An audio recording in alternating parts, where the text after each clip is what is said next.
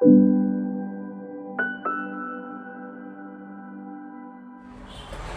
दोस्तों, कैसे हो?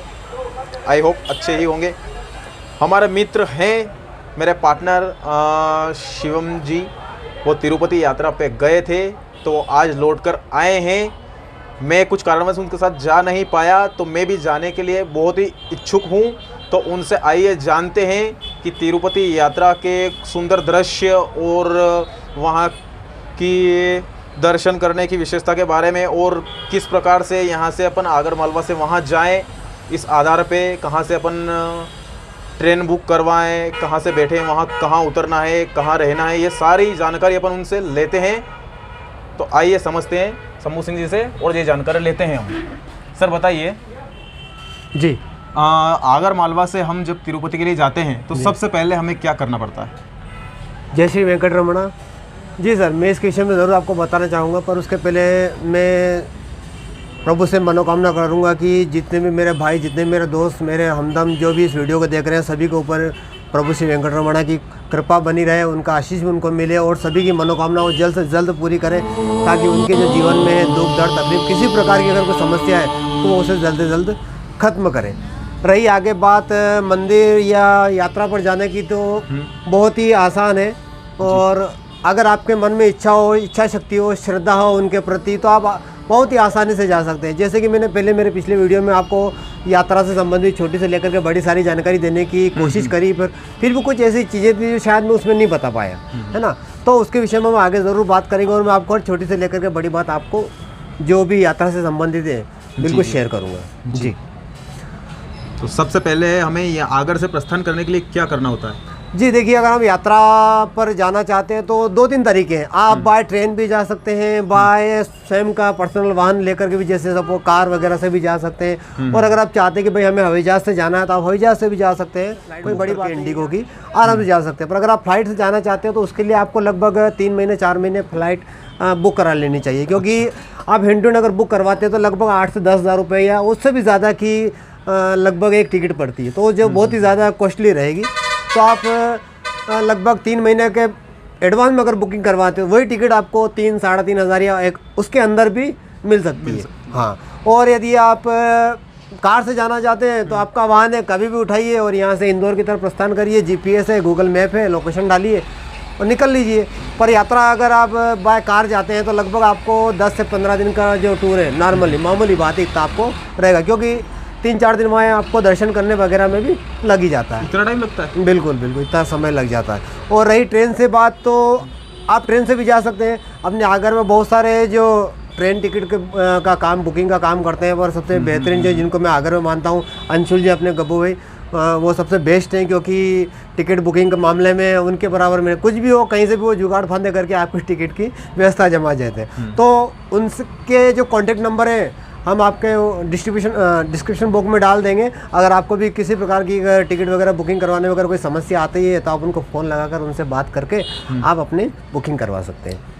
और अपन यहाँ से मान लीजिए तिरुपति पहुँच गए जी, तो हम कहाँ ठहरेंगे, कहाँ रुकेंगे, और दर्शन स्थल वगैरह वगैरह के बारे में कुछ बताइए। उनके विषय में भी हम आगे बात करेंगे, पर उसके पहले मैं आपको बताता हूँ कि जैसे हमें यहाँ से सपोज करें कि बाय ट्रेन हम जा रहे हैं ना, तो उसके लिए सबसे पहले तो टिकट बुक करवानी है। अगर आप खड़े खड़े अगर ये एकदम से आपका बन गया प्रोग्राम कि भैया हमें जाना है, जैसे हमारा बना, अगर ऐसा करवाना है तो बाय तत्काल 24 घंटे पहले आप जो मैंने आपको अंशुल भैया के नंबर बताया है उनको आप फ़ोन लगाएं और उनसे तत्काल में टिकट कंफर्म करवा लें।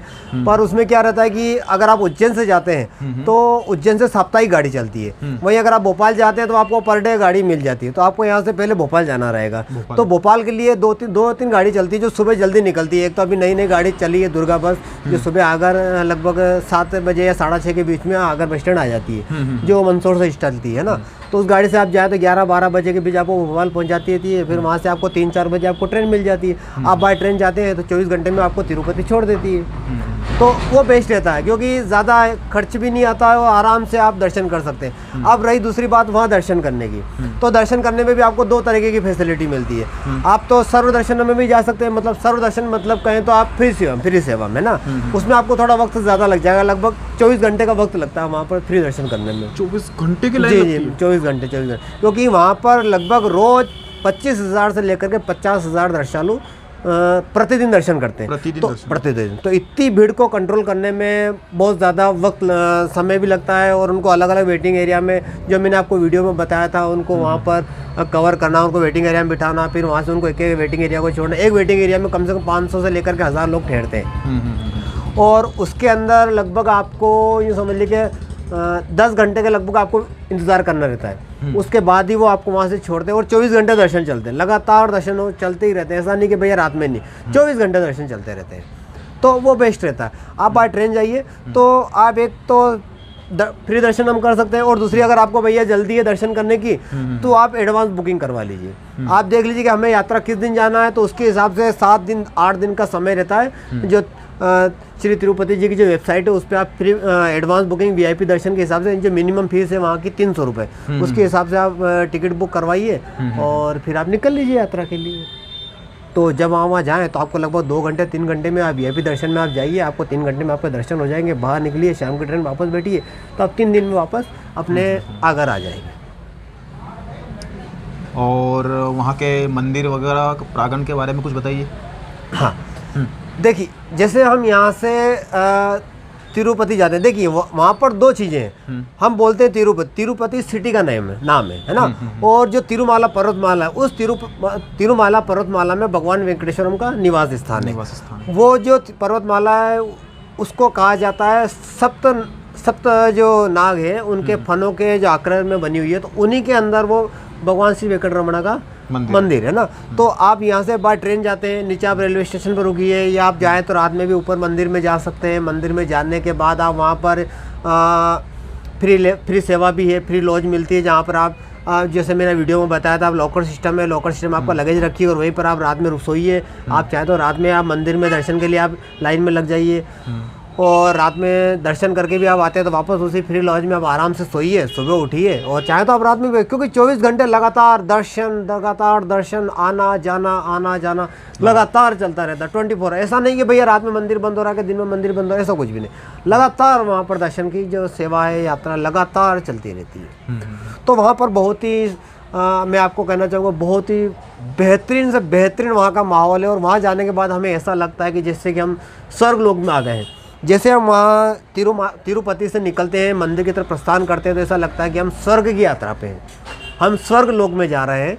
और जैसे जैसे उस पर्वतमाला के ऊपर हम चढ़ते हैं, हमें ऐसा लगता है कि बस हम स्वर्ग की ओर चले जा रहे हैं। और जब वहाँ स्थल पर पहुँचते हैं, ऐसा लगता है कि हम स्वर्ग लोक में पहुँच चुके हैं, वैकुंठ धाम में पहुँच चुके हैं। स्वर्ग भी नहीं कहेंगे हम उसे, वैकुंठ धाम कहेंगे। भगवान श्री हरि का वैकुंठ धाम है वो, एक तरीके से कहा जाए तो बहुत ही आनंद, बहुत ही अद्भुत दर्शन और अद्भुत नज़ारे वहाँ के। मैं कहूँगा कि हर व्यक्ति को वहाँ पर जाना चाहिए, और श्री हरि के दर्शन सभी को करने चाहिए। तो आपको दर्शन करने के बाद कैसा महसूस हुआ? दर्शन करने के बाद तो स्वाभाविक ऐसा लगा कि शायद दुनिया की वो बेहतरीन से बेहतरीन अनमोल चीज़ भी उनके दर्शन के सामने फीकी है, बिल्कुल फीकी है। वो उनके दर्शन हो गए, मतलब आपको जीवन में सब कुछ मिल गया। और कुछ बताया जाता है, मैं गया नहीं हूँ कभी, लेकिन मैंने सुना है कि वो जो मूर्ति है भगवान की, उसके जैसे कि बाल वगैरह और हाँ कुछ है वहाँ पर। पहली चीज़ तो ये है कि जो उनकी जो मूर्ति है, जो स्वयं प्रकट हुई है, उसे किसी ने बनाया नहीं है, बनी हुई नहीं, वो स्वयं प्रकट हुई वहाँ पर। और वहाँ के जो राजा थे, ज़्यादा डिटेल में मुझे भी पता नहीं है, पर जो मेरे ज्ञान के अंतर्गत वो मैं आपको बताऊंगा कि वो जो मूर्ति है वो स्वयं प्रकट हुई थी। और वहाँ के जो राजा थे उस वक्त उनको स्वप्न में आया था कि भाई वहाँ पर इस तरीके की मेरी दिव्य मूर्ति प्रकट हुई और आप वहाँ जाओ और मंदिर का निर्माण करो। तो वहाँ के जो राजा थे उन्होंने मंदिर का निर्माण करवाया था। और उसके बाद रही मूर्ति से संबंधित बातें, तो वहाँ पर जो उनकी जो मूर्ति है वो उसमें स्वयं देवी लक्ष्मी का वास है। हर गुरुवार को उनको हल्दी का लेप किया जाता है, और हल्दी से लेप करने के बाद उनकी पूजा की जाती है। तो उनकी जो सीना है उसके ऊपर स्वयं लक्ष्मी जी अपने आप प्रकट हो जाती है, अपने आप प्रकट होती है। और दूसरी बात, उनके जो केश हैं वो रेशमी बाल हैं और स्वतः ही बढ़ते ही रहते हैं, और वो कभी भी नहीं उलझते, कभी भी नहीं उलझते। उनको सुना है मैंने कि दिन में 3 बार पसीना भी आता है मूर्ति। पसीना तो लगातार उनको आता ही रहता है, पसीना लगातार उनको आता है। वहाँ के जो पंडित लोग रहते हैं वो उनको पहुँचते रहते हैं। और उनके जो सीने पर अगर आप कान लगा के सुनेंगे तो आपको सागर के हिलोरे महसूस होते हैं। और उनकी जो मूर्ति है वो जो गर्भगृह में रखी हुई है, वो बाहर से हम देखेंगे तो सेंटर में लगी हुई है, जब गर्भगृह में जाकर आप देखोगे तो वो दाई तरफ दिखेगी। तो इस तरीके से कुछ विचंबित करने वाली वहाँ की जो चीज़ें हैं वो है। और सबसे बड़ी चीज़ कि कई हज़ारों साल से वहाँ पर एक दीपक जल रहा है, जो न तेल है, न पानी, न घी है, कुछ भी नहीं, पर फिर वो लगातार जले आ रहा है, जले आ रहा है, जले आ रहा है, जलता रहता है।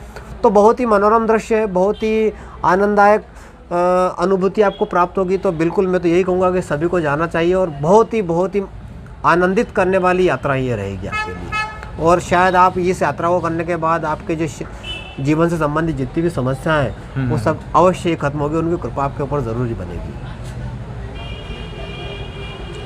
तो ठीक है दोस्तों, हमारे शंभू सिंह जी से हमने तिरुपति के बारे में जानकारी हासिल की। हालांकि मैं तो गया नहीं हूँ, लेकिन जाने का 100% मेरा भी मन है। बिल्कुल जाना, और मैं जाऊँगा तो इनके साथ ही जाऊँगा, इनको लेकर ही जाऊँगा। बिल्कुल चलेंगे, क्योंकि अकेला मैंने देखा नहीं है, और साथी है मेरे, तो साथ तो लेके जाना पड़ेगा। बिल्कुल बिल्कुल हम चलेंगे, साथ में चलेंगे, क्योंकि मेरा तो। और दोस्तों आपका मन भी हो तो हमें ज़रूर बताएं, ताकि हम एक ग्रुप बनाकर साथ में चलें और श्री हरि के अवश्य दर्शन, श्री हरि के दर्शन करके आएंगे। और मेरी मनोकामना है कि जितने भी भाई वीडियो को देख रहे हैं उन सभी के ऊपर श्री हरि की कृपा बनी रहे, और उनके ऊपर सभी के ऊपर उनका आशीष बना रहे। जय श्री वेंकटरमण। जय श्री।